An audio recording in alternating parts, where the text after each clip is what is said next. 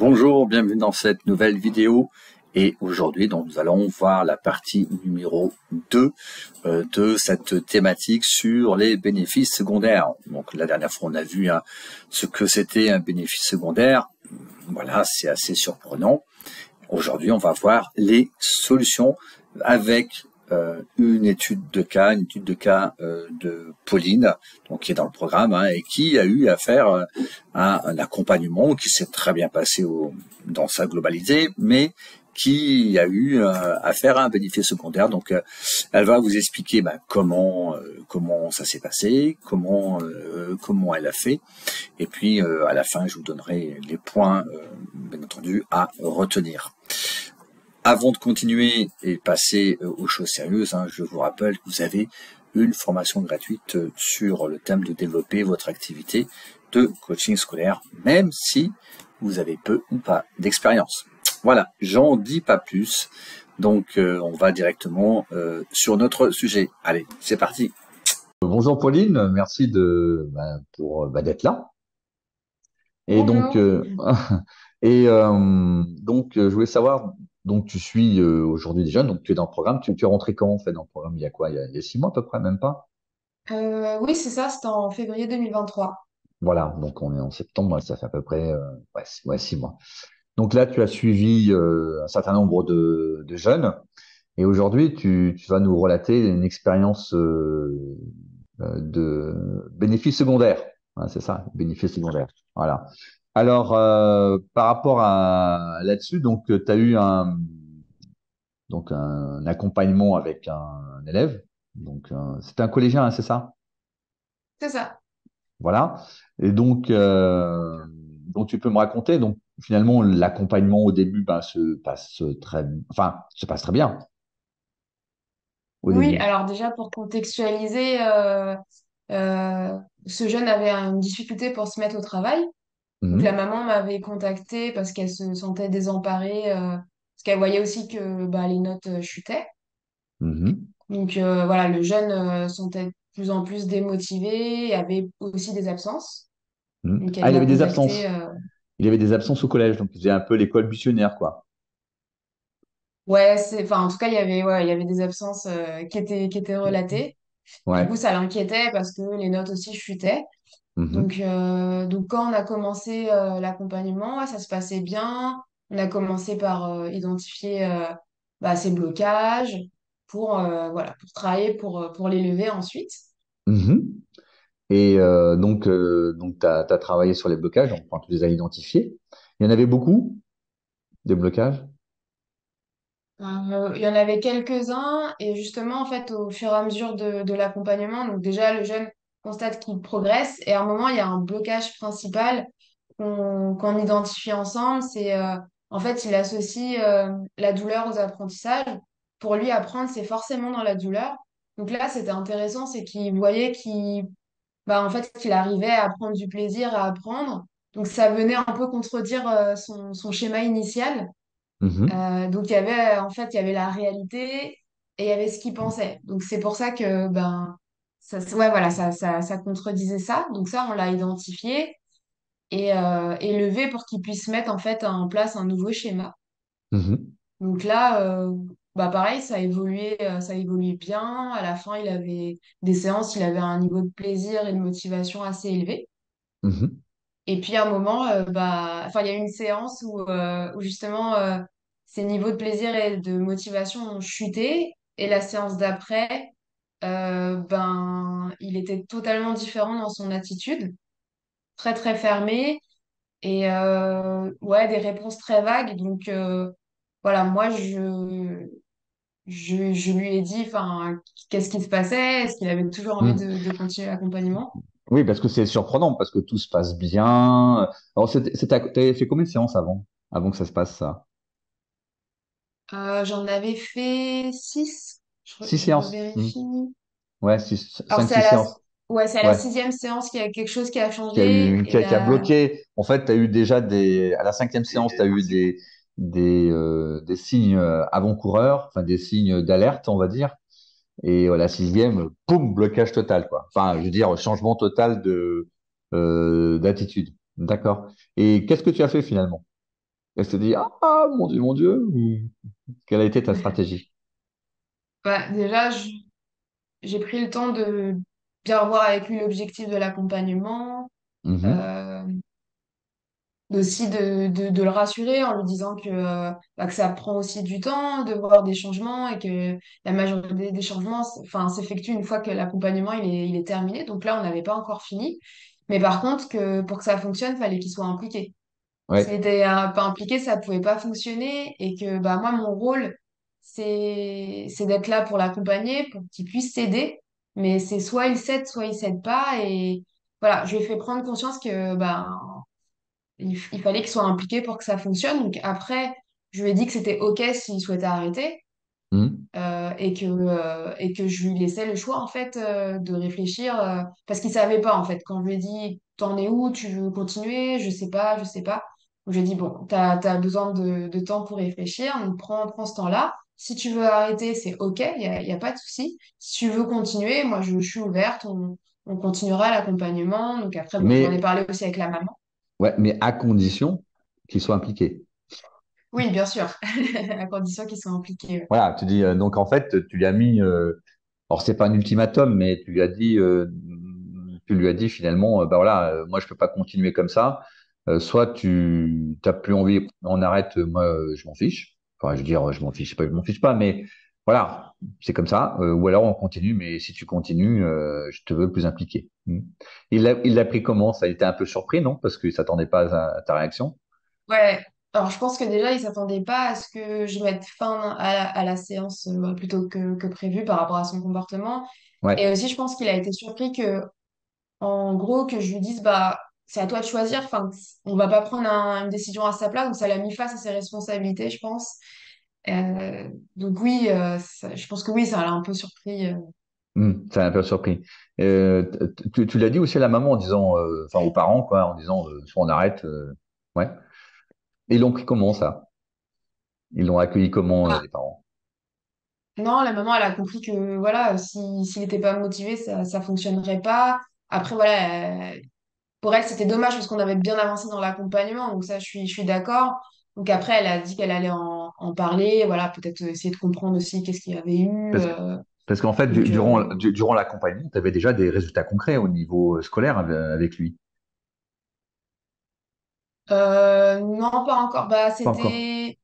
c'était fin d'année scolaire aussi, donc Ah, d'accord, ok.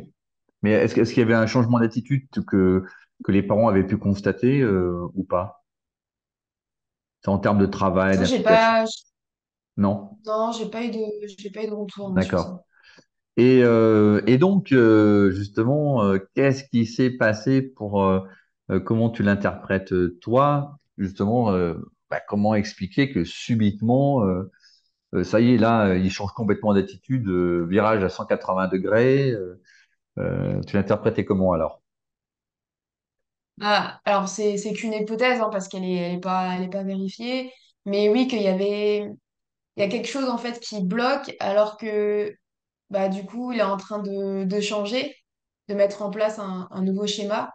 Donc, oui, il peut y avoir en fait ce que je me suis dit, un bénéfice secondaire au fait de changer qui lui fait peur. Donc, d'aller un petit peu creuser, d'aller un petit peu chercher ça aussi, si jamais il revient en fait, si jamais il revient. Euh, donc, Oui, bah, ce qu'il a fait en fait, finalement, il a décidé de revenir.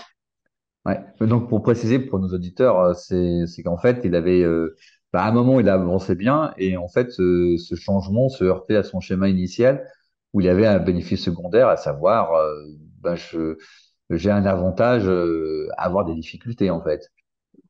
Et quel était, si on peut le dire, alors on avait creusé ensemble, hein, quelle était l'hypothèse du bénéfice secondaire chez ce jeune? Alors, l'hypothèse, c'est que le fait en fait qu'il rencontre des difficultés à l'école, c'est un moyen d'avoir l'attention en fait de ses parents qui sont séparés.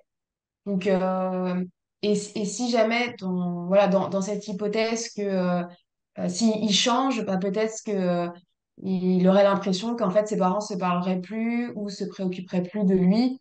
Donc voilà, c'est un petit peu ça Oui, parce que l'hypothèse. Voilà, c'est ça, parce qu'en fait, quand des parents séparés, l'ambiance est plutôt moyenne, c'est vrai que les enfants en souffrent, hein. Voilà, donc c'est comme ça. Et justement, une des moyens, enfin, pour l'enfant, de façon inconsciente, de retrouver un petit peu ses parents qui se parlent, bah, c'est quand ils ont des difficultés. Donc, les parents sont obligés de se parler et de communiquer ensemble. Et quelque part, l'objectif est atteint, quoi. Tu vois. Donc, s'il y a plus de difficultés, bah, après, à un moment, bah, les parents ne vont plus se réunir pour parler de la difficulté. Et là, voilà. Donc, l'élève perd le bénéfice secondaire. Voilà. Donc ça, c'était une hypothèse donc, qu'on avait creusée. Et, euh, et comment tu as... Donc là, après, il est revenu. Et comment tu as fait après? Tu es allé jusqu'au bout, ça s'est passé comment? Oui, alors quand il est revenu, j'ai pris le temps de faire une séance où on a beaucoup discuté. Déjà, je me suis assurée voilà, qu'il avait compris qu'il fallait qu'il soit impliqué. Et après, justement, donc on a revu aussi sa manière de fonctionner, d'apprendre. On a bien retravaillé un peu tout ça. Et je lui ai demandé, en fait, d'après lui, c'est quoi son blocage, enfin, qui l'empêche le plus, c'est quoi pour lui le blocage qui le limite le plus dans ses apprentissages, en fait. Je voulais vraiment Mhm. aussi avoir son retour à lui. Et là, il m'a dit des problèmes personnels et notamment au sein de la famille. Mhm. Donc, du coup, voilà. Après, j'ai essayé un peu de creuser, mais il restait quand même assez vague. Donc, j'ai pas voulu voilà, trop Mhm. insister en lui disant que de toute façon, qu'il existait aussi des aides. Enfin, s'il avait besoin aussi. Moi, je suis Mhm. pas psychologue, Mhm. mais déjà Mhm. que s'il avait envie de se confier, il pouvait, mais qu'ensuite, en fonction de, voilà, des problématiques qu'il rencontrait, il pouvait être dirigé vers un spécialiste qui Mhm. pourrait Mhm. l'aider dans cette situation-là. Mais donc voilà un petit Mhm. peu. Et puis après, oui, donc je pense que ça lui a fait quand même du bien parce sans rentrer dans le détail, voilà, il a pu exposer des petits trucs, mais ça lui a fait du bien, je pense, de vider un peu son sac et on a pu Mhm. continuer Mhm. l'accompagnement et oui, oui, Donc, finir. donc là, t'es passé plus en mode de, on va dire, coaching pur, on va dire quelque part. Une petite parenthèse, justement, ben, le bénéfice secondaire est toujours là. Donc, ce qui est important, c'est, ben, on va dire, résoudre le problème. Donc là, c'est un petit peu court hein, pour dire exactement comment on fait. Mais voilà. Est-ce que tu en as parlé aux parents aussi de ce... Alors non, du coup, là, donc l'accompagnement va se terminer, enfin, il est terminé depuis peu. Donc, je vais faire le bilan avec les parents et en fonction, moi, j'ai envie aussi de creuser un petit peu avec eux, peut-être avoir aussi des éléments et voir, voilà, si la situation le nécessite, de reprendre un temps avec le jeune pour voir s'il est d'accord, que moi je puisse faire un relais auprès de ses parents sur ce qu'il m'a dit, dans l'objectif que ça aide ses parents à mieux le comprendre et l'aider en fait. Parce que Hmm, oui, on peut identifier et lever les blocages d'apprentissage. S'il y a une autre problématique sous-jacente, bah voilà, ça hmm, va aussi impacter dans sa scolarité. Donc on aura beau avoir levé les blocages d'apprentissage, il restera encore ça. Donc, je vais jauger en fait en fonction de la situation. Puis, ça se trouve, là, il y a aussi des évolutions, comme l'accompagnement est fini récemment, qu'on va pouvoir bien sûr. observer quand je vais rencontrer les parents.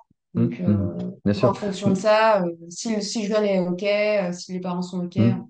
Oui, parce que donc avant de préparer la rencontre avec les parents et puis en discuter sur le fond. Donc déjà, tu t'assures de l'accord du jeune pour dire qu'est-ce que je peux dire à tes parents et qu'est-ce que je peux pas dire.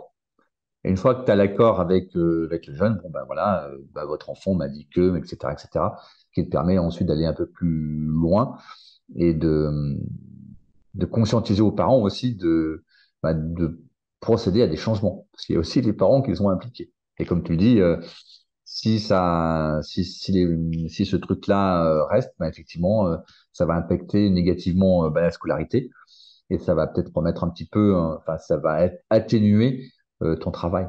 Hmm. Mhm. D'accord. D'accord. Et là, tu as fait combien de jeunes au total avec lui? De séances, pardon. Est-ce que tu as fait combien de séances avec lui au Au total? total, je crois que j'en ai fait peut-être 8, 9 ou 10. Ben écoute, ben merci Pauline pour ce témoignage et je te dis, Avec plaisir. et je te dis à bientôt. Salut! Ça marche. À bientôt. Salut. Alors, vous avez vu l'expérience de Pauline, hein, c'est très intéressant.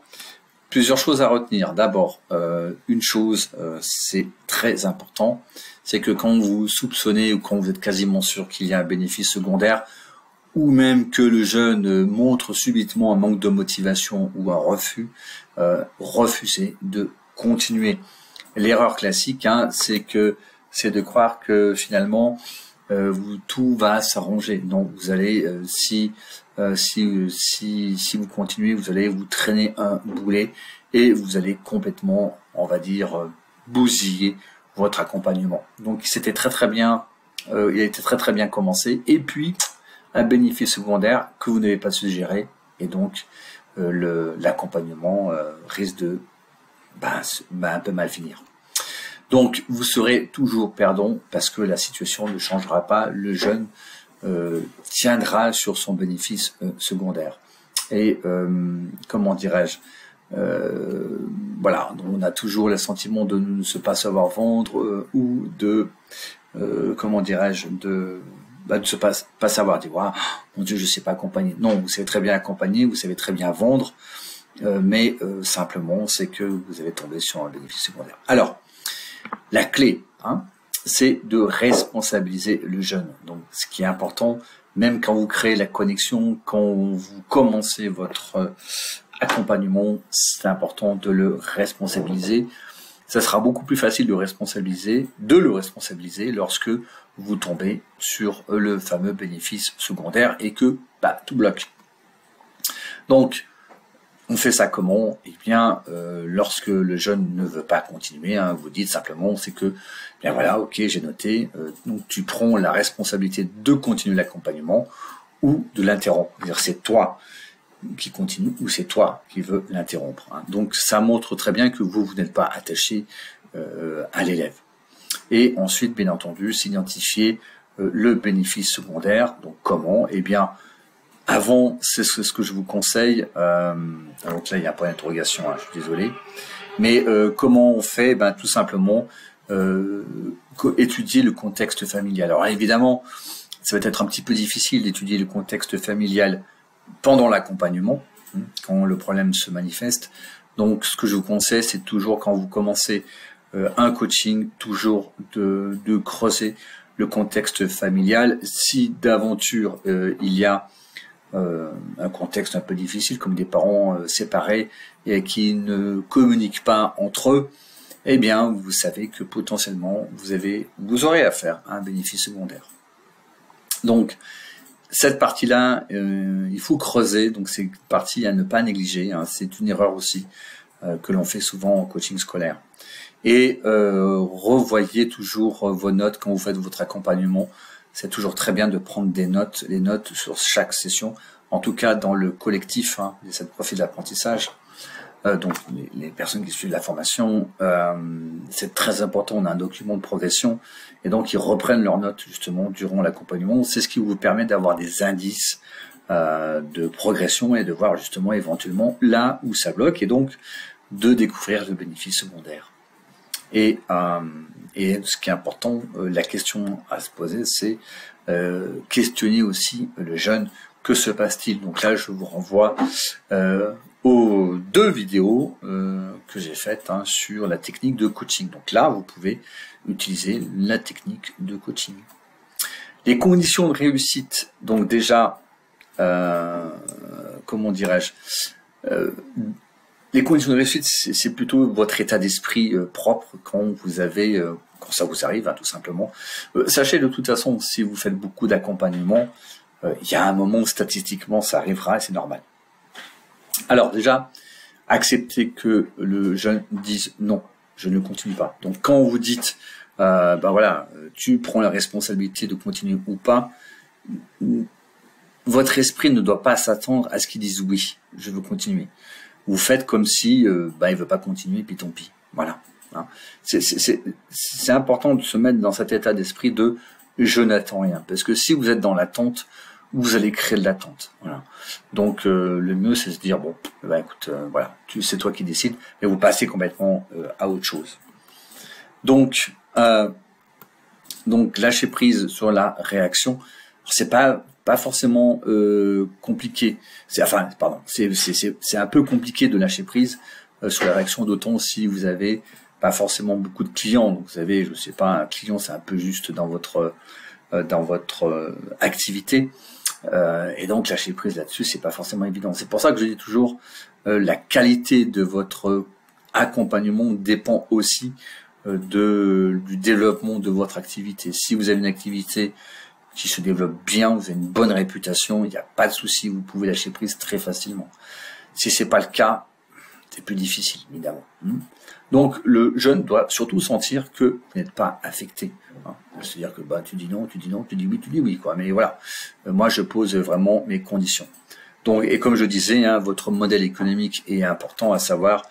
C'est difficile de dire non, c'est difficile tout court à faire et de lâcher prise quand vous avez moins de clients. Et donc, bien entendu, la meilleure situation, c'est quand vous êtes capable de proposer et de, entre guillemets, vendre des programmes d'accompagnement à 1000 €, car il y a pardonnez-moi l'orthographe, il faut enlever le T, car il y a peu, voire pas d'enjeu, tout simplement. Vous en foutez. Enfin, je veux dire, bon, un jeune de plus, un jeune de moins, ça va pas changer ma vie. Sachez que vous gardez l'argent, c'est-à-dire que dans votre contrat de coaching, si cela arrive et si le jeune dit non, il dit non et vous ne remboursez pas. Donc ça, il faut le préciser dans votre contrat de coaching entre vous et le parent. Pas besoin que le jeune le signe parce que ça fait un petit peu trop protocolaire. C'est les parents qui payent, donc c'est les parents qui doivent s'engager dans le paiement. Et d'ailleurs, ce point-là engage bien entendu les parents. Donc c'est pour ça qu'on ne rembourse pas les parents, car les parents doivent aussi être responsabilisés. Donc vous l'indiquez, comme je disais, dans les contrats. Voilà, donc c'était les petits points résumés suite à l'entretien avec Pauline. Donc vous voyez que toutes les choses dans les accompagnements, tout est imbriqué, à savoir que la qualité de développement de votre activité aussi impacte directement dans la qualité de votre accompagnement, dans votre capacité par moment à lâcher prise, parce qu'il faut, entre guillemets, avoir une certaine prise de risque pour débloquer une situation et dire aux jeunes, si tu veux continuer, c'est très bien, si tu veux pas continuer, très très bien aussi. Voilà, écoutez, je vous souhaite une bonne journée. Si vous avez aimé, un like. Pensez à vous abonner à la chaîne pour être informé des nouvelles vidéos qui sont susceptibles d'être mises en ligne. Et je vous dis à très bientôt. Ciao!